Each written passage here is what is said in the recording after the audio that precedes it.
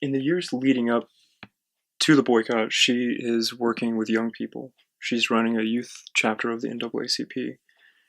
Why did she think, and my understanding is that she continued to think, that young people were crucial to the movement throughout her entire life, and that she spent much of her life working with young people? So, what role did Rosa Parks, why did she think that young people were so crucial to the Black freedom struggle?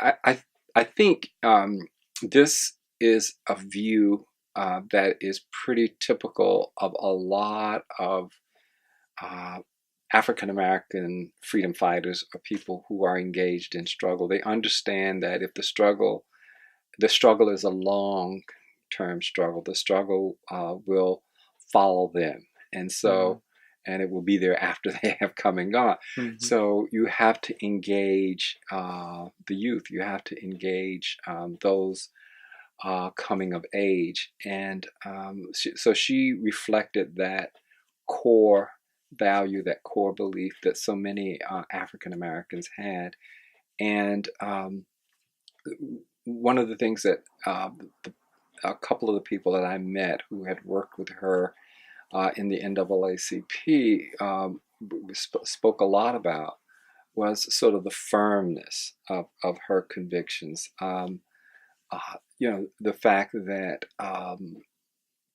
she's, as we know, she's often represented as very soft spoken, as very quiet, but indeed, not only was she firm, but her commitments. People understood the depth of those commitments. They felt that, they experienced that. So she was very effective. Plus, she didn't talk down to youth. She sort of talked to them. She interacted with them. And so all of these things, I think, made her an excellent sort of like motivator of youth, and an excellent individual to help recruit sort of young people into the NAACP, and work within sort of the larger movement.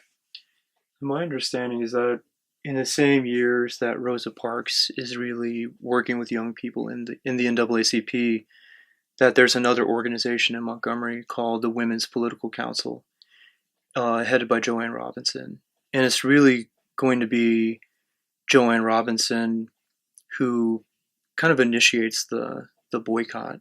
Can we kind of talk about not only that moment where Joanne Robinson initiates it, but some of the like the year leading up to the boycott and some of the preparations that were taking that the Women's Political Council was engaged in before the boycott? Yeah, Joanne Robinson has an excellent book about all this, and what she lays out is that she, was a professor at Alabama State, and middle class African American woman, and there's a whole range of Black women like her who feel the sting of Jim Crow and racism, as awfully as everybody else. And so the Women's Political Council brought together a lot of these women, and they worked hand in glove with a whole range of other organizations like the NAACP.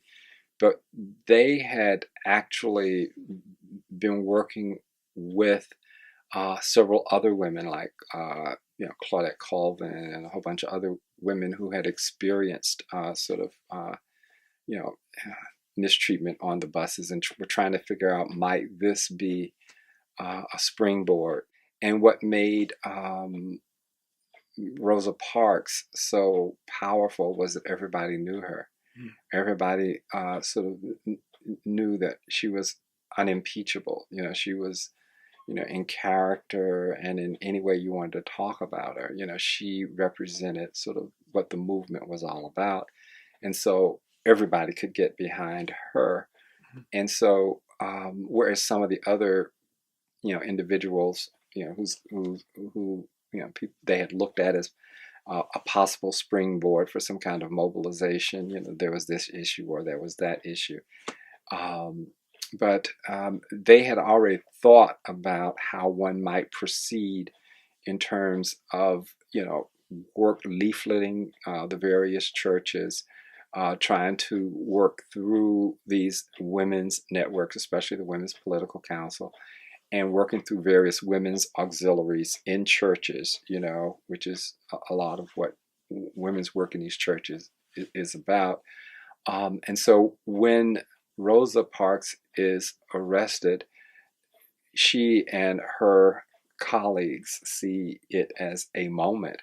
And so she and Edie Nixon and a few other people who understand the moment seize the moment. And I think it's really important, like you emphasize, that she and her colleagues had already a vision and a plan for how to proceed once they had sort of a moment that could be used, and that's what the arrest, December 1st arrest, 1955, of Rosa Parks was. It was the catalytic moment to put forward a kind of social action that they had already thought about, and so within a couple days, everything is more or less flowing.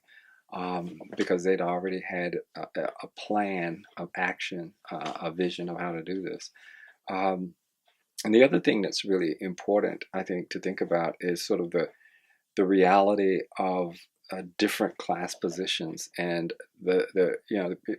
how people like Joanne Robinson, college professor, feels the sting of Jim Crow and is an activist against Jim Crow in a similar kind of ways.